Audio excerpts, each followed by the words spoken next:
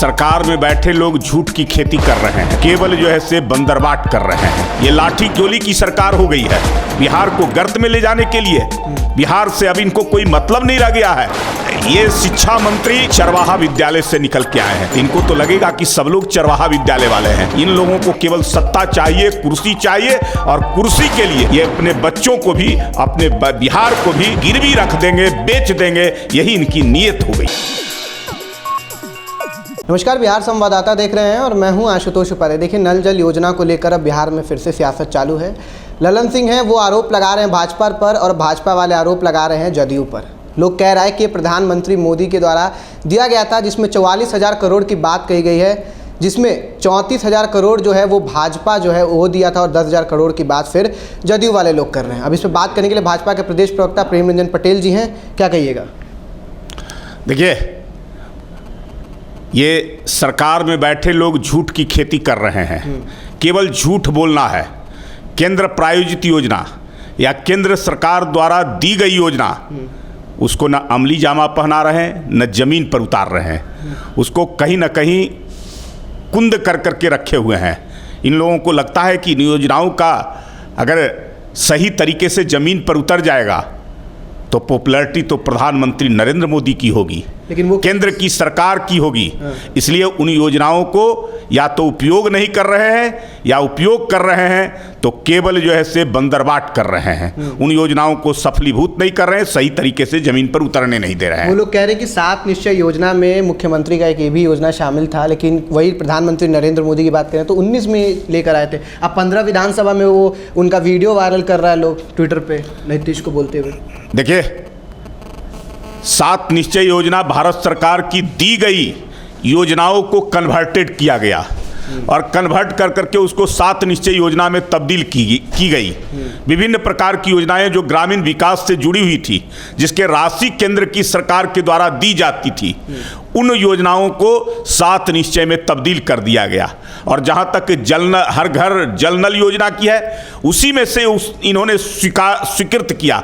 लेकिन जैसे ही भारत सरकार ने यह तय किया कि हम सभी घरों में हर घर नल जल योजना देने का काम करेंगे, 3200 करोड़ रुपया इसके लिए बिहार सरकार के लिए आवंटन किया गया, लेकिन वह सरकार उपयोग नहीं कर सकी।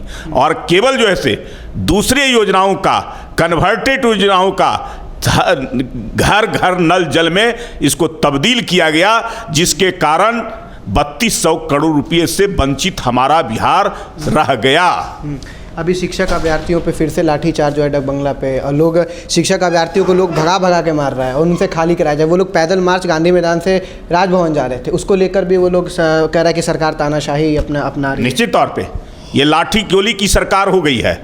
जिस प्रकार से पहले 90 से लेकर 2005 तक की सरकार थी, नीतीश कुमार वहां जाने के बाद उसी के साथ राग में राग अलाप रहे हैं और उसी प्रकार का व्यवहार कर रहे हैं। जो शिक्षक अभ्यर्थी हैं, जिनका परीक्षा लेकर करके सीईटी का एग्जाम और टीईटी का एग्जाम पास किए हुए हैं, उनको केवल नियुक्ति होना था। लंबे समय से वो मांग कर रहे हैं, धरना प्रदर्शन कर रहे हैं, लेकिन उनकी नियुक्ति ना कर करके उन नियुक्तियों को जो है से अब दूसरे रूप में तब्दील कर दिया गया। जो नियुक्त शिक्षक हैं उनको भी फिर से बीपीएससी से एग्जाम देना पड़ेगा।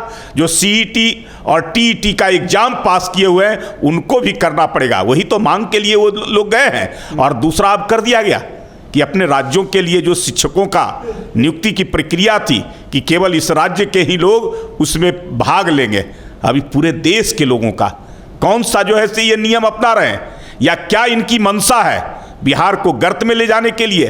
बिहार से अब इनको कोई मतलब नहीं रह गया है। जिनके साथ गए हैं वो तो कभी बिहार का भला किए नहीं, बिहार को लूटने और खसूटना के काम किए, बिहार को नरक में तब्दील कर करके रख दिए। बिहार के एक एक बच्चों को, लोगों को दर दर की ठोकरें खाने के लिए छोड़ दिए।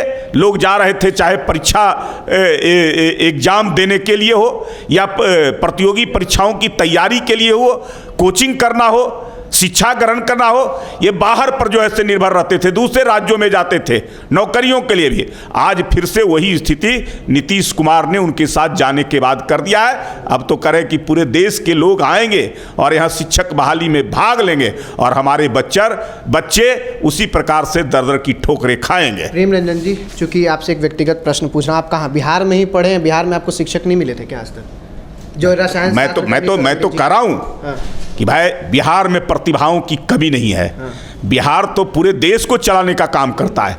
हर क्षेत्र में इनको जहां मौका मिलता है अपने परचम को लहराने का काम करते हैं। जिस क्षेत्र में मौका हो, कहीं भी जो है से। शिक्षा मंत्री क्यों कह रहे हैं फिर नहीं? और ये शिक्षा मंत्री चरवाहा विद्यालय से निकल के आए हैं, तो इनको तो लगेगा कि सब लोग चरवाहा विद्यालय वाले हैं। यहाँ किसी के पास टैलेंट नहीं है, यहाँ किसी के पास जो है प्रतिभा नहीं है। इन प्रतिभाओं को तो देखिए, बिहार और दुनिया के किसी कोने में जा करके हमारे बिहार के बच्चे, बिहार के नौजवान, बिहार के छात्र खड़े हो जाते हैं तो अपनी प्रतिभा का लोगों को लोहा मनवाने का काम करते हैं।